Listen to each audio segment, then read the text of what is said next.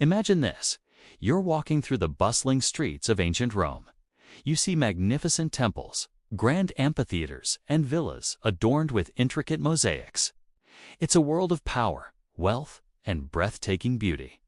But beneath this glittering surface lies a much darker reality, one that is often overlooked in our history books. This is the story of those who lived in the shadows, the enslaved people who built this empire with their bare hands. And specifically, the women who dared to dream of a life beyond their chains.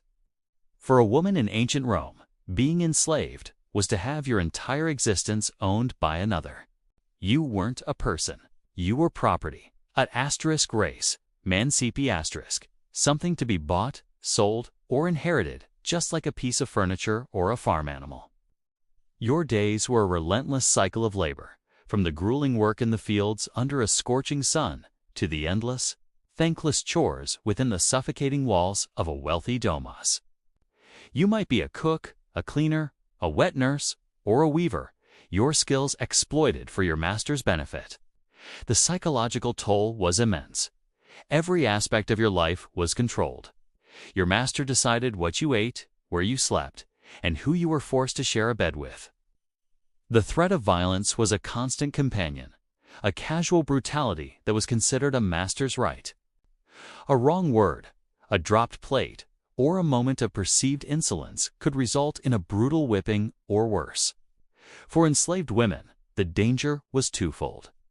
They were not only subject to the same physical abuse as men, but also faced the constant, pervasive threat of sexual exploitation from their masters, their master's sons, or even guests. Any child born from such an assault was born into slavery, belonging to the master, not the mother. This was the ultimate cruelty. Your body was not your own, and even your children were not your own. In this world of absolute power and powerlessness, what options did you have? For many, the only sliver of hope was a concept as terrifying as it was tantalizing. Freedom. Libertas asterisk. It was a word whispered in secret, a dream nurtured in the darkest corners of the slave quarters. But how could you achieve it? One path was manumission, the act of being formally freed by your owner. This could happen in a few ways. A master might free a loyal slave in their will as a sign of gratitude or status. Sometimes, if you were exceptionally skilled and allowed to earn a small allowance. Peculium asterisk, you could painstakingly save for decades to buy your own freedom or the freedom of a loved one. Imagine the years of scrimping, hiding every small coin, all for a chance at a life you could call your own. However, this was a rare privilege, a lottery ticket that few ever won. For the vast majority, manumission was a distant, unattainable fantasy. So, what was left? The most dangerous choice of all, escape, to become a fugitivus a runaway. This wasn't a decision made lightly. It meant stepping out of a world you knew, however horrific, into a complete unknown. The Roman Empire was a highly organized state. Roads were patrolled, cities had walls and guards, and the entire system was designed to keep people, especially the enslaved, in their place. There were no friendly networks or underground railroads to help you. You were utterly alone. The moment you decided to run, you became a hunted animal. Your owner would immediately post notices, offering a reward for your capture. These notices were brutally specific, describing your height, your build, any scars or marks on your body. Often, slaves were branded, a permanent mark of ownership seared into their flesh, making them instantly identifiable. Professional slave catchers, the fugitiveri roamed the countryside. Their dogs sniffing out trails, their eyes trained to spot the telltale signs of a runaway. The fear, the hunger, the desperation. For a woman, the dangers of flight were even more acute. Traveling alone, she was incredibly vulnerable. Every stranger was a potential threat, someone who might exploit her, harm her, or simply turn her in for the reward. Where could she go? Some tried to lose themselves in the teeming, anonymous crowds of a big city like Rome, hoping to find work, and disappear. But without papers, without connections, survival was a daily struggle. Others fled to the countryside, seeking refuge in the dense forests or rugged mountains, living off the land, constantly on the move, sleeping in fear and waking with it.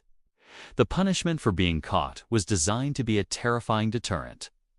You would be brought back in disgrace, often in chains, paraded through the streets as a warning to others. Flogging was almost a certainty, a brutal lashing that could leave you maimed for life. Your master might have you branded on the forehead with the letter F for fugitivus a permanent public badge of your shame and transgression. Some were forced to wear a metal collar, an inscriptum riveted junju around their neck. Etched into the metal were words like "Teen me, quia fugi, et revoca, me a dominum, meum hold me, for I have fled, and return me to my master." It was a walking billboard of your attempted escape. It's a constant, heavy reminder of your failed bid for freedom. In the most extreme cases, a captured runaway could be sent to the mines, a virtual death sentence, or condemned to the arena to be torn apart by wild animals for public entertainment. And yet, despite these horrific risks, they ran. Women ran. They ran from the beatings, from the sexual abuse, from a life without dignity or hope. They ran for the chance, however slim, to control their own bodies, to make their own choices, to simply be. They ran towards an idea of freedom that was more powerful than Nejihov's fear of the consequences. Their stories are rarely told. They aren't the generals or emperors we read about, but their quiet acts of rebellion, their desperate sprints into the darkness, are a testament to the unquenchable, universal human desire to be free. Their courage deserves to be remembered. Thank you for watching. If you found this story compelling, please like and subscribe for more hidden histories. Imagine waking up one morning, looking in the mirror, and seeing a word seared into your forehead. Not a tattoo you chose, but a brand, a permanent mark of shame burned into your skin for the world to see. This wasn't a nightmare. For some people in history, this was a terrifying reality. Today, we re-diving into one of the most brutal and humiliating forms of punishment ever devised: facial branding. Let's travel back to colonial America, a time of strict social codes and even stricter justice. This is where we encounter the story of a woman whose life was forever altered by 3 simple letters: a fugitive, a runaway. Picture this: a bustling town square, the air thick with the smell of wood smoke and damp earth. A crowd gathers, a mixture of grim-faced officials and curious onlookers. In the center, a woman is held fast. She's not a murderer or a violent criminal. Her crime? She was an indentured servant who tried to escape a life of grueling labor and servitude. She sought freedom, but she was caught. Her punishment wasn't just a few lashes or a fine. It was something designed to last a lifetime, to strip away her identity and replace it with a single, damning label. A heavy iron, glowing orange-hot from the fire, is brought forward. The sizzle, the smell of burning flesh, the scream that is quickly stifled is a moment of pure, calculated cruelty. The iron is pulled away, and there, on her forehead, are the letters FUG. It stands for fugitive, a permanent declaration that she is property that tried to escape. From that day forward, she can't hide. Every new person she meets, every time she looks for work, every glance in a reflective surface will remind her, and everyone else, of what she did. Think about the psychological toll. This isn't just physical pain, it's a profound and relentless form of social torture. The brand is a conversation stopper. It isolates her, making it nearly impossible to form new relationships or find a place in a new community. People would see the brand before they saw her. They wouldn't see a woman with hopes, dreams, or a story. They would see a criminal, a runaway, someone untrustworthy. The shame would be a constant companion. How could she hold her head high? Every interaction would be tinged with the fear of judgment and scorn. Children might point and whisper, Adults would avert their eyes or stare with a mixture of pity and contempt. The brand served as a visible warning to others. Don't even think about running. This is what happens. This practice wasn't just about punishing the individual. It was about controlling the entire population through fear. It was a spectacle. By branding one person in public, the authorities sent a powerful message to everyone watching. The system is inescapable. Disobedience will be met with a mark you can never erase. It was a very effective and very brutal form of social engineering. While we might think of branding as something from the distant past, it was surprisingly common in various forms. In 17th century England, for instance, a T could be branded on your hand for thief, an M for malefactor, a general term for a wrongdoer. Imagine trying to get a job as a baker or a carpenter with a T burned into the palm of your hand. Every handshake would be a confession. The letter F on the cheek was for fraymaker, someone who got into fights. And in some cases, the notorious A for adultery, famously depicted in Nathaniel Hawthorne's The Scarlet Letter, was also a brand, not just a sewn-on patch. It turned a private transgression into a public spectacle of lifelong disgrace. What made facial branding so particularly devastating? It was the face. Our face is our primary means of communication, our identity. We can hide a mark on our arm or our back, but not on our forehead. It's the first thing people see. To brand someone's face was to fundamentally attack their very personhood. It was an attempt to overwrite their identity with the state's definition of them: criminal, fugitive, sinner. Let's go back to our woman with fug on her forehead. What did her future look like? The historical records often fall silent on the personal lives of people like her. She likely lived on the absolute margins of society. Finding legitimate work would have been nearly impossible. Who would hire someone literally marked as untrustworthy? She might have been forced into begging or a life of crime just to survive, ironically becoming the very thing the brand presupposed her to be. The punishment created a self-fulfilling prophecy. By marking her as an outcast, society ensured she would remain one. There was no path to redemption, no way to serve her time and start fresh. The sentence was for life. The brand became her destiny. This form of punishment highlights a key difference between historical justice and our modern ideals. Today, we generally believe that once a person has paid their debt to society, they should have the opportunity to reintegrate, to start over. Facial branding was the polar opposite. It was a system of permanent condemnation. It's a chilling reminder of how societies have used shame and public humiliation as tools of control. It wasn't just about punishment, it was about power. By visibly and permanently marking a person, the authorities demonstrated their absolute power over the individual. Not just their actions, but their very identity. So the next time you think about crime and punishment, remember the story of the woman branded with fug. Her story, and others like it, forces us to confront a dark chapter of our history and appreciate the evolution of our justice system, while also reminding us of the lasting power of shame and the deep human need for a second chance. The scars left by that glowing iron were more than skin deep. They burned into the soul. Thanks so much for watching. If you found this piece of history as fascinating and unsettling as I did, hit that like button and subscribe for more deep dives into the past. Let me know in the comments what you think about this form of punishment. See you next time.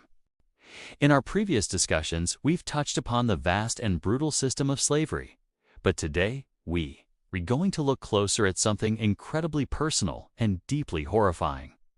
The tools used not just to restrain the body, but to break the spirit. We're talking about the chains that speak, the iron collars, and the permanent marks that were forced upon enslaved people, particularly women. These weren't just simple restraints. They were instruments of psychological terror, designed to strip away identity and humanity in the most public and humiliating ways imaginable. Let's start with the iron collar. Picture this: a heavy, unyielding ring of iron locked around a person's neck. It's cumbersome, painful, and a constant physical reminder of bondage. But many of these collars were made even more cruel. They often had long spikes or prongs extending from them, sometimes with bells attached at the ends. Why? These additions served multiple sinister purposes. The spikes made it impossible for a person to lie down comfortably, to rest, or to move through dense vegetation or woods without getting caught. This was a deliberate design to prevent escape. Imagine trying to run to find a moment of freedom with this contraption snagging on every branch, announcing your every move. The bells were a tool of constant surveillance. Every step, every turn of the head was broadcasted with a jingle. There was no privacy, no moment of quiet solitude. The sound was a perpetual announcement of one's status as property, a sonic leash that tied the individual to their enslaver, even from a distance. For women, this constant auditory tracking could be particularly terrorizing, leaving them vulnerable and constantly exposed. The psychological weight of this was immense. It was a 24/7 assault on the senses, a relentless reminder that you were being watched, controlled, and owned. It was a way to make a human being feel like an animal, a piece of livestock. Now, let's consider the inscriptions. Beyond the collars, there was another, more permanent method of marking: branding. This practice, searing a mark into a person's skin with a hot iron, was a common way for enslavers to claim ownership. But sometimes the markings were even more specific and damning. Metal plates or tags were often attached to the collars or riveted onto a neck ring. These tags would be engraved with information: an owner's name, an address, or even a statement like "Runaway." Imagine being forced to wear a sign that declared you a runaway for the whole world to see. This wasn't just about identification if you were captured. It was a form of public shaming, a scarlet letter of defiance that invited scorn, suspicion, and further violence from anyone who saw it. It was a tool to break a person's will to resist. For enslaved women who already faced the constant threat of violence and exploitation, these inscriptions added another layer of degradation.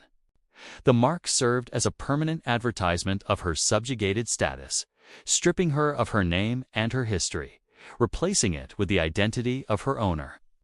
This brings us to the core of this strategy: psychological terror through public humiliation. These devices were meant to be seen. An enslaved person forced to wear a spiked collar with bells wasn't just being punished. They were being made into a walking spectacle, a living warning to others. Think about the impact this would have on the entire enslaved community. Seeing a friend, a family member, a fellow human being paraded in such a state was a powerful and terrifying message. This could be you. Don't even think about resisting. Don't even think about running. It was a tactic to enforce compliance through fear. The humiliation wasn't a byproduct. It was the entire point. By stripping away dignity in such a public manner, enslavers aimed to crush the spirit of resistance, to make the very idea of freedom seem impossible. They wanted to sever the bonds of community by turning individuals into objects of pity and fear. The psychological scars from this kind of treatment would last a lifetime. Long after the physical collar was removed, if it ever was, it was an attack on the very core of a person's identity and self-worth. The inscriptions on these collars tell a story. They are artifacts that speak to the depravity of the system. In museums where these objects are preserved, you can still read them. JDB, the initials of an owner. New Orleans, the location of a brutal market. Each letter hammered into the metal represents a life stolen, a person dehumanized. These weren't just chains. They were documents of oppression, carrying the weight of a horrific history. They force us to confront the reality that this system wasn't just about unpaid labor. It was about the complete and total subjugation of human beings, using every tool available, from iron and fire to shame and terror. When we focus on enslaved women, the horror is magnified. In a society that already devalued them, these public displays of punishment were especially potent. A woman forced into a punishment collar was being visually and audibly marked, making her an easy target. It communicated to everyone that she was problematic, disobedient, or a runaway, labels that could justify even more horrific treatment. It was a way to isolate her from her community and reinforce the absolute power the enslaver held over her body and her life. Think about the resilience it must have taken to endure this, to wake up every morning and put on not just the psychological weight of slavery, but the physical weight of an iron collar. To walk through the world with your subjugation announced by the jingle of a bell. To carry a sign that negated your own name in favor of your owners. The people who survived this were not just victims. They were survivors of an intense and sustained psychological war. Their stories, often silenced, are etched into these very objects. So, when we see an iron collar in a museum display case, let's not just see it as a relic. Let's see it for what it was. A weapon, a tool of psychological warfare. Let's hear the echo of the bells. Let's read the inscriptions and remember the names that were stolen and the identities that were assaulted. These chains that speak tell a story of unimaginable cruelty. But they also speak to the incredible strength of the human spirit to resist, to endure, and to ultimately fight for freedom against all odds. Understanding this part of our history is painful, but it's essential if we read to truly grasp the full scope of what was endured and what was overcome. Thank you for joining me on this difficult but important journey. If you found this discussion valuable, please like, subscribe, and share, so we can continue to uncover these crucial stories together. Imagine this. One day you're living your life. Maybe you've spoken out of turn, held a forbidden belief, or simply defied the strict social rules of your time. The next, you're being marched away from everything you've ever known. Your destination, not a prison cell, but something far worse, the salt mines. This wasn't just a plot from a fantasy novel. For countless people throughout history, this was a terrifying reality. Today, we're journeying deep into the earth to uncover the brutal world of punitive salt mining, where a sentence to the mines was often a sentence to a slow, agonizing death. Salt, we sprinkle it on our food without a second thought. It's so common, so cheap. But for most of human history, salt was white gold. It was essential for preserving food, especially before refrigeration. Armies marched on salted meat. Empires were built on the salt trade. And it was so valuable that Roman soldiers were sometimes paid in it. That's where the word salary comes from. This incredible value meant that controlling salt production was a massive source of power and wealth for rulers and states. And when something is that valuable, governments will do anything to protect and control it. This meant that the mines themselves became places of strategic importance, needing a constant and, more importantly, a cheap labor force. Who better to fill this role than those deemed undesirable by society? Criminals, prisoners of war, political dissidents, and even those who just didn't fit in. Let's focus on one story, a composite of many real accounts, to understand what this was like. We'll call her Ilara. Ilara wasn't a violent criminal. She was a woman in a deeply patriarchal society who dared to think for herself. Maybe she practiced folk medicine that was later outlawed, or perhaps she inherited property and refused to yield it to a male relative. Her crime was rebellion. She was a challenge to the established order. For that, she was deemed incorrigible. Her sentence, the salt mines. The journey to the mines was the first part of the punishment. Chained together with other convicts, Ilara would have been force-marched for weeks, sometimes hundreds of miles, across harsh terrain. They were given minimal food and water, just enough to keep them alive. Many didn't even survive the journey. It was a deliberate process of breaking them down, stripping away their identity and their hope before they even saw the mine entrance. When Ilara and the other survivors finally arrived, what they saw wasn't just a dark hole in the ground. It was the entrance to a new, bleak existence. They were handed a pickaxe, a lamp, and a quota. Their lives now had one single, grim purpose: to hack salt from the earth until they could no longer lift their arms. Life inside the mines was a relentless nightmare. The air was the first enemy. It was thick with salt dust, which coated everything. Every breath Alara took pulled these fine, corrosive particles deep into her lungs. It caused a constant hacking cough that often turned bloody. Over time, it led to silicosis or other devastating respiratory diseases that would slowly suffocate a person from the inside out. The darkness was absolute, broken only by the flickering, smoky light of tallow lamps. These lamps barely illuminated the few feet in front of them, making the vast, labyrinthine tunnels a place of constant disorientation and fear. The risk of getting lost in the maze of passages was very real.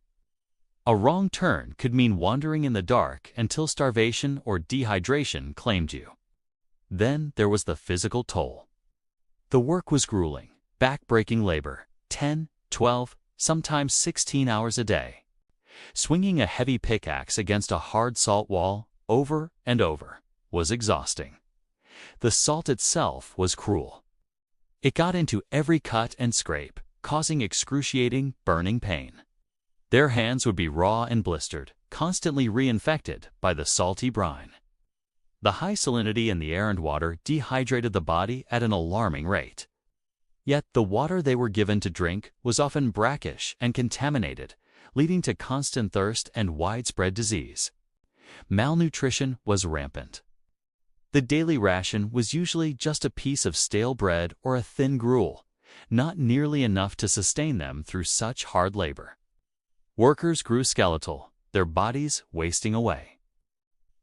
The psychological torment was just as severe as the physical. For Alara, the loss of her former life was a constant ache.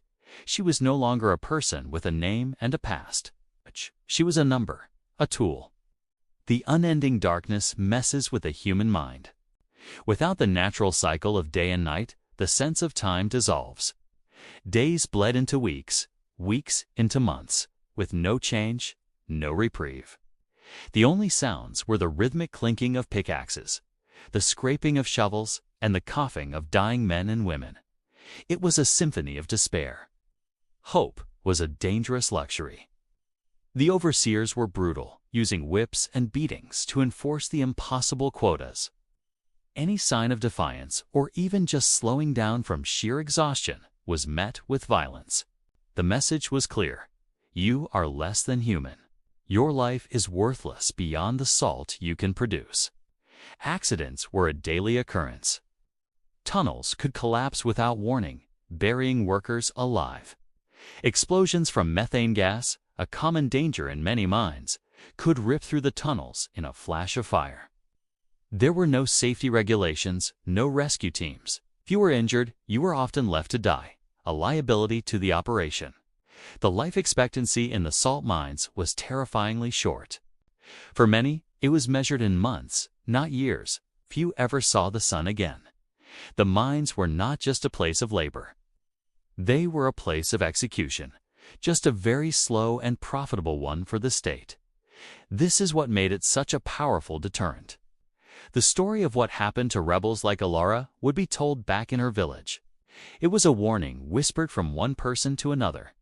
This is what happens when you step out of line. The fear of the mines was a tool of social control, as powerful as any army. We see this pattern across different cultures and eras. The Romans famously used their mines, or damnatio ad metallo, condemnation to the mines, as one of their most severe punishments. In the vast salt mines of Poland, like the famous Wieleczka mine, convicts labored alongside free miners in treacherous conditions.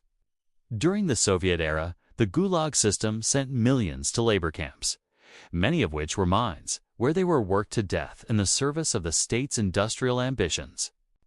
The purpose was always twofold: extract a valuable resource on the cheap, and eliminate and terrorize the state's enemies, real or perceived. Alara's story is a chilling reminder of how societies can turn a basic necessity, like salt, into an instrument of unimaginable cruelty.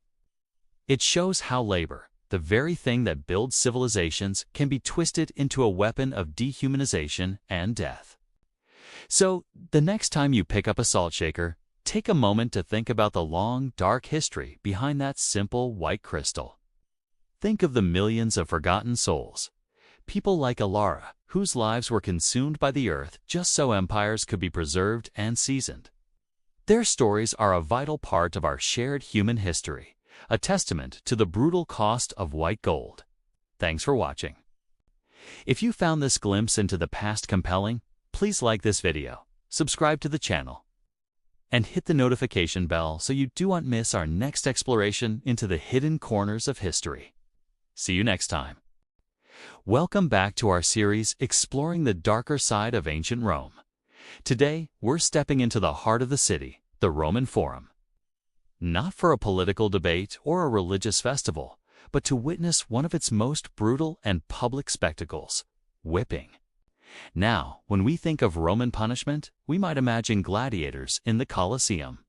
But the reality for many was far less glamorous and far more personal. The Forum, the bustling center of daily life, was often transformed into a theater of pain, and whipping was a common, horrifying feature. This wasn't just about inflicting pain. It was a calculated act of public humiliation and social control. Imagine a busy market day, the air filled with the sounds of commerce and conversation. Suddenly, the crowd parts. Legionaries drag a condemned individual to a pillar or a post. The sentence is read aloud for all to hear, and then the lashing begins. The instrument of this punishment was the flagrum, or flagellum, a terrifying whip often made of multiple leather thongs, sometimes studded with pieces of metal or bone called plumbita. Each strike was designed not just to hurt, but to tear the flesh. Who were the victims? It could be anyone who fell afoul of the law, but Roman citizenship offered a degree of protection. Under the law, a Roman citizen could not be subjected to whipping. At least not without a proper trial and conviction for a serious crime. This was a jealously guarded privilege. We see this in the New Testament, when the Apostle Paul famously declares his Roman citizenship to escape a scourging. For non-citizens, slaves, and provincial subjects. However, this protection didn't exist. For them, a whipping could be ordered for a wide range of offenses, from theft to insubordination. It was a raw display of Roman power, a reminder of who was in charge. The public nature of this punishment was its most powerful component. It wasn't done behind closed doors. It was a performance. The screams of the victim, the sight of their blood, the grim determination of the executioner, all of this was meant to be seen and heard by the entire community. It served as a visceral deterrent. The message was clear. This could be you. This is the price of defying Roman authority. It was a tool to terrorize the populace into submission, to reinforce the social hierarchy, and to maintain order through fear. The humiliation was as much a part of the punishment as the physical agony. Stripped, bound, and beaten before your neighbors, friends, and family, you lost more than just your skin. You lost your dignity and your standing in the community. The severity of the punishment varied. It could be a relatively light flogging or a scourging so brutal that it could be a death sentence in itself. The number of lashes was often not specified, left to the discretion of the presiding magistrate or the stamina of the lictors, the official bodyguards who carried out the sentence. This uncertainty added another layer of terror. A person might survive the ordeal, but they would be physically and psychologically scarred for life. The wounds would be a permanent, visible reminder of their crime and their shame. Let's consider the setting again. The Forum was surrounded by the most important buildings in Rome: temples, the Senate House, and the law courts. By carrying out these punishments here, the Romans were making a powerful statement. They were intertwining justice, religion, and brutal state power into a single, terrifying spectacle. It was a demonstration that the laws of Rome were not abstract concepts. They had real, physical, and painful consequences. The ground where senators debated the fate of the Republic was the same ground stained with the blood of those who broke its laws. This practice wasn't unique to the Forum in Rome itself. Similar scenes played out in the public squares of towns and cities all across the vast Roman Empire. Local magistrates would use public whipping to enforce Roman law and their own authority. It was a standardized tool of imperial control, a way of projecting Roman power into the furthest corners of its domain. Every lash that fell in a provincial town square was a blow struck in the name of the emperor and the Senate of Rome. The psychological impact on the crowd is something we can only imagine. Did they watch with morbid curiosity, with pity, or with a grim satisfaction that justice was being served? It was likely a mixture of all three. For some, it would have been a horrifying but necessary part of life. For others, a source of fear that kept them on the straight and narrow. And for the powerful, it was a reaffirmation of their status and security. This shared experience, this collective witnessing of state-sanctioned violence, helped to shape the social fabric of Roman society. So, the next time you see an image of the Roman Forum with its majestic ruins and serene atmosphere, remember that it was also a place of extreme violence and public degradation. The stones that tourists walk on today once echoed with the sounds of the lash and the cries of the condemned. It's a chilling reminder that the foundations of this great empire were built not just on law and engineering, but on fear and the brutal enforcement of order. Thank you for joining me on this exploration of Roman public punishment. It's a sobering look at the past, but one that's essential for understanding the complexities of this ancient civilization. If you found this video insightful, please give it a like and subscribe to the channel for more deep dives into history. Do UNT forget to hit the notification bell so you won't miss the next part of our series. Thanks for watching. In the heart of the Roman Empire, a world away from the gilded halls of power and the quiet life she once knew, a woman named Lyra found her world turned upside down. Sentenced not to death, but to a fate many considered worse. She was sold to the Ludus Magnus, the great gladiator school of Rome. The heavy iron gates slammed shut behind her, a deafening sound that marked the end of her past and the brutal beginning of her new reality. Her crime, defiance. A spirit too strong to be tamed, a voice that dared to speak truth to power. But in this new world, her spirit was a commodity, her body a weapon to be forged and sold for entertainment. The air in the training yard was thick with the smell of sweat, steel, and desperation. Men, and a few women like her, moved with a grim purpose, their bodies scarred maps of battles won and lost. Lyra, stripped of her fine clothes and given a rough tunic, felt 1,000 eyes on her. They were not eyes of admiration or respect, but of calculation. Was she strong? Fast? Would she be an easy kill? Her trainer, a grizzled veteran named Crixus, whose face was a roadmap of old wounds, barked at her. Here, you are not a woman. You are not a citizen. You are a tool. A piece of meat for the crowd. Your only value is how well you can fight. Her first days were a symphony of pain. Every muscle screamed in protest as she was forced through grueling drills from sunrise to sunset. She learned the weight and balance of a gladius, the awkward shield known as a scutum, and the sting of the training whip against her back when she faltered. She learned that hesitation meant a blow to the ribs, and a moment's distraction meant a face full of sand. The other trainees were not her friends. They were her future opponents. Every shared meal was a reminder that one day she might have to face the person sitting across from her in a fight to the death. Lyra learned to fight dirty. She learned that survival wasn't about honor, it was about instinct. She learned to parry, to thrust, to use her smaller frame to her advantage, ducking under wild swings and striking at exposed flesh. The first time she drew blood in a sparring match, a gasp escaped her lips, a mixture of horror and a terrifying surge of adrenaline. Crixus just nodded grimly. "Good," he grunted. "The fear is leaving you. Now let the anger in. It will keep you alive." She discovered there were different classes of gladiators. The Retiarius with his net and trident, the Murmillo with his heavy armor. and the provocateur often pitted against their own kind. As a woman, she was an anomaly, a novelty. She would be trained as a gladiatrix, a rare spectacle meant to titillate and shock the crowds.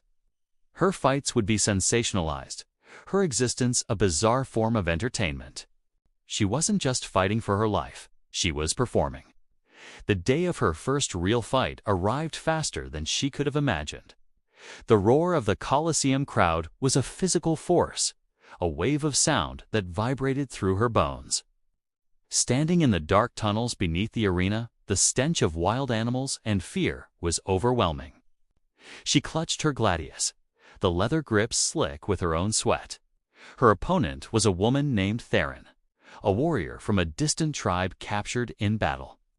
Theron's eyes held no malice, only a shared understanding of their grim predicament. The sand of the arena floor was blindingly bright under the Roman sun. The emperor gave the signal, and the crowd erupted. The fight began. It was a blur of motion, the clash of steel on steel echoing in the massive amphitheater. Every move she had practiced, every painful lesson Crixus had beaten into her, came flooding back. She dodged a vicious swing from Theron's axe, the wind of it whistling past her ear. She countered, her gladius finding a gap in Theron's defense, drawing a thin line of red on her opponent's arm. The crowd roared its approval. They didn't see two women forced into a deadly dance. They saw a spectacle. Lyra fought with a ferocity she didn't know she possessed. It wasn't about anger anymore. It was about a primal, desperate need to live, to see another sunrise. She saw an opening, a moment of imbalance as Theron overextended. With a surge of strength, Lyra disarmed her, sending the axe flying. Theron stumbled and fell to her knees, defenseless. The crowd went silent, their collective gaze fixed on Lyra. All eyes then turned to the Emperor's box. A thumb, a simple gesture would decide Theron's fate. Lyra stood panting, her sword at the ready, her heart hammering against her ribs. She looked at the woman before her, seeing not an enemy, but a mirror of her own fate. The Emperor, amused by the display, gave the signal. A thumb turned upwards. Mercy. A wave of relief so profound it almost buckled her knees washed over Lyra as she helped Theron to her feet. The crowd cheered, not for the kill, but for the drama. Lyra had survived her first ordeal. But as she walked out of the arena, the cheers fading behind her, she knew this was just the beginning. She was a gladiatrix. Her life was no longer her own. It belonged to the sand, to the sword, and to the whims of the bloodthirsty crowd. Each victory was just a temporary reprieve, a postponement of the inevitable. In the brutal world of the arena, survival was a battle fought one day at a time, and her fight had only just begun. Imagine this. You're a Roman woman, perhaps from a noble family, used to the bustling life of the capital, the political intrigue, the social gatherings. Then, one day, everything changes. A decree is issued, and your world is shattered. You are exiled. But this isn't just a relocation. It's a complete erasure of your life as you know it. Exile for Roman women was a particularly cruel punishment, a social and literal death. For men, exile often meant a loss of political power and status, but for women, it was a severing of all social and familial ties. They were ripped away from their husbands, their children, their parents, and their friends. These connections were the very fabric of a Roman woman's identity and security. To be cast out was to be cast into a void, alone and unprotected. The destinations were often remote, harsh provinces at the very edges of the vast Roman Empire. Think of places like the desolate shores of the Black Sea, the arid landscapes of North Africa, or the wild, untamed frontiers of Gaul or Britannia. These weren't holiday destinations. They were effectively open-air prisons. The climate was unforgiving, the locals were often hostile to Roman authority, and the comforts of city life were a distant memory. Upon arrival, these women, many of whom had lived lives of relative ease and privilege, were stripped of everything. Their property was confiscated by the state, their fine clothes and jewelry taken away. They were left with nothing but the clothes on their backs and a future filled with uncertainty and hardship. The sentence often included forced labor. A woman who once commanded a household of slaves might now find herself breaking rocks in a quarry, toiling in the fields under a scorching sun, or working in a salt mine. The physical toll was immense. Hands once accustomed to fine embroidery were now calloused and raw. The work was grueling, designed to break the body as much as the spirit. Consider the story of Julia the Elder, the only daughter of the Emperor Augustus. Known for her wit and extravagance, she became embroiled in scandal. Her father, enforcing his own strict morality laws, had her exiled to the tiny island of Pandateria. It was a barren rock, less than 2 square kilometers in size. She was forbidden from seeing any men without her father's permission, and was denied wine and any form of luxury. Her mother, Scribonia, volunteered to accompany her, a testament to the horror of facing such a fate alone. Julia spent years in this isolated misery, a public example of the emperor's power and a stark warning to other women. Her daughter, Julia, the younger, suffered a similar fate. Exiled to another remote island, Tremoris, where she eventually died from malnutrition. These were not isolated cases. Many women, whose names are now lost to history, faced the same brutal reality. They weren't just being punished for a crime. They were being systematically dismantled, their identities erased, their connections severed, their bodies broken. The psychological torment was perhaps the worst part. The isolation was profound. Far from anyone who knew them, surrounded by strangers speaking different languages, these women were utterly alone. The loss of family was a constant, gnawing ache.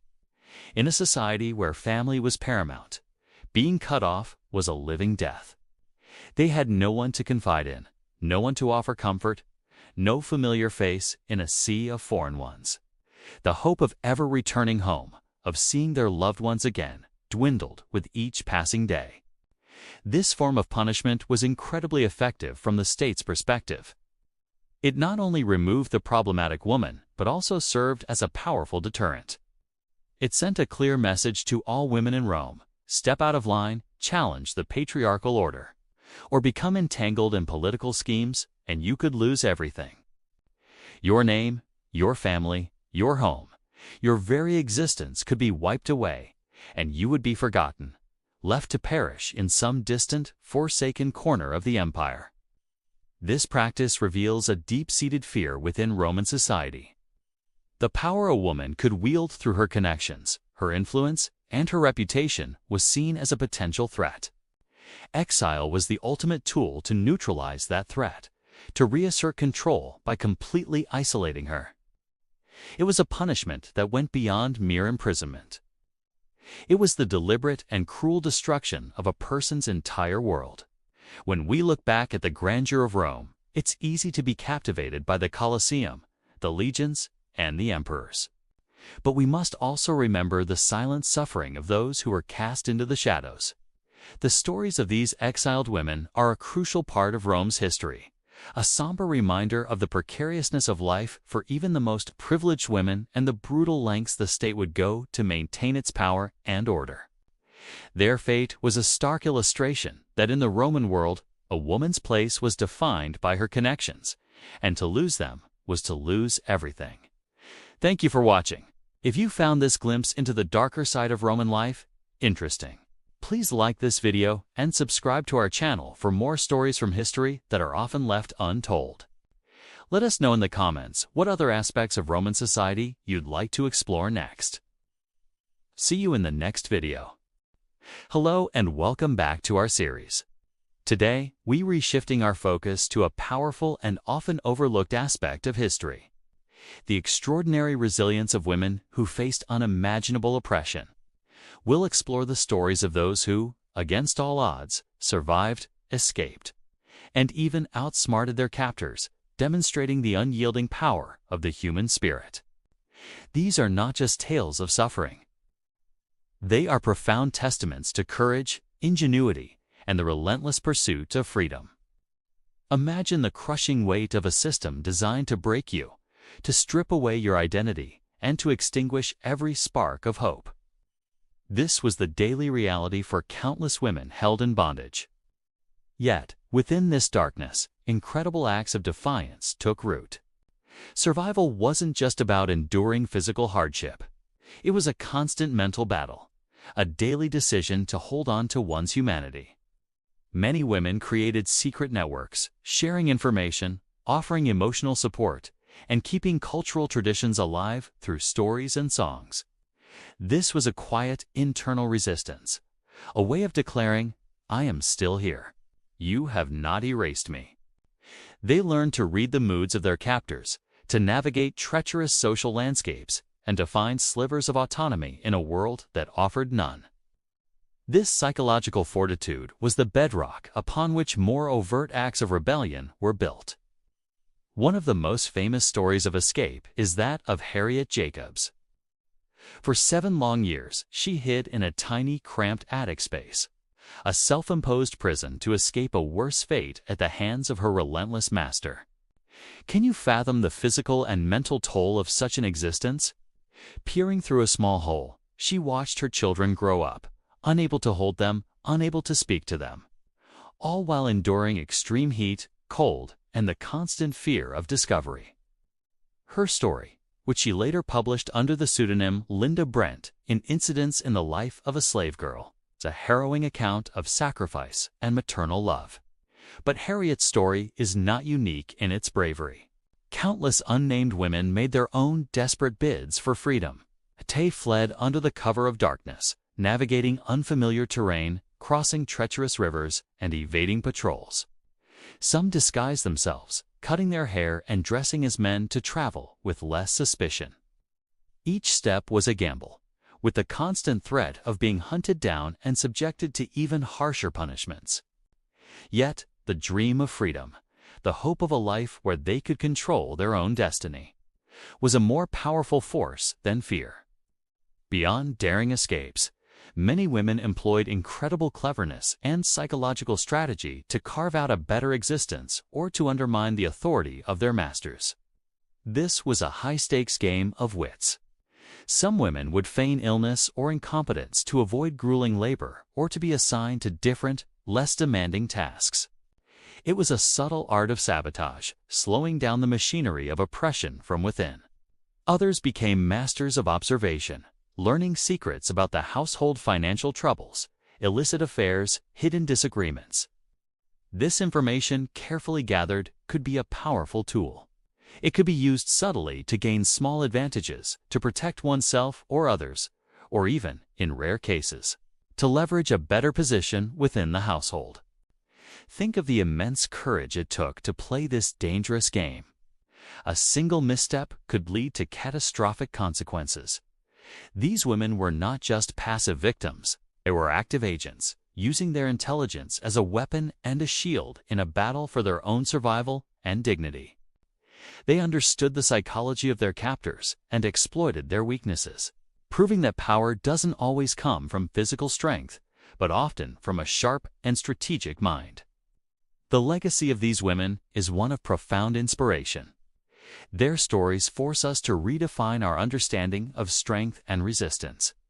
Courage isn't only found on the battlefield. It's found in the quiet determination to survive another day in the secret whisper of a forbidden story. In the calculated risk of a feigned illness and in the terrifying leap of faith into the unknown darkness of an escape route.